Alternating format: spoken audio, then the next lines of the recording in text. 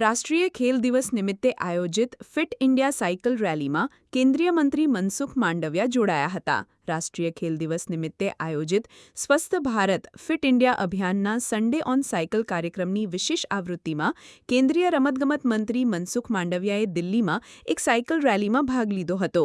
દેશભરમાં નાગરિકોને તંદુરસ્ત જીવનશૈલી અપનાવવા માટે પ્રોત્સાહિત કરવાના હેતુથી યોજાયેલી આ રેલીમાં મોટી સંખ્યામાં લોકો ઉત્સાહભેર જોડાયા હતા।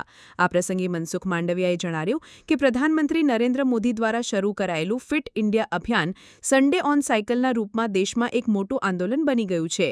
તેમણે માહિતી આપી કે ડિસેમ્બર 2024માં શરૂ થયેલી આ પહેલ અત્યાર સુધીમાં દેશભરમાં 40,000થી વધુ સ્થળોએ પહોંચી છે અને તેમાં 7 લાખથી વધુ લોકોએ ભાગ લીધો છે।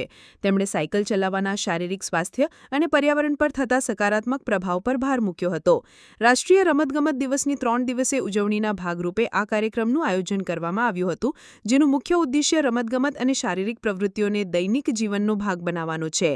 મનસુખ માંડવિયાએ નાગરિકોને આહ્વાન કર્યું કે તેઓ માત્ર રવિવારે જ નહીં પરંતુ રોજિંદા જીવનમાં પણ સાયકલનો ઉપયોગ કરી તેને પરિવહનનું લોકપ્રિય માધ્યમ બનાવે અને સ્વસ્થ ભારતના સંદેશને જન સુધી પહોંચાડે। ગુજરાત સહિત દેશના તમામ જિલ્લાઓમાં આ પહેલ અંતર્ગત સાયકલ રેલીઓનું આયોજન કરવામાં આવ્યું હતું।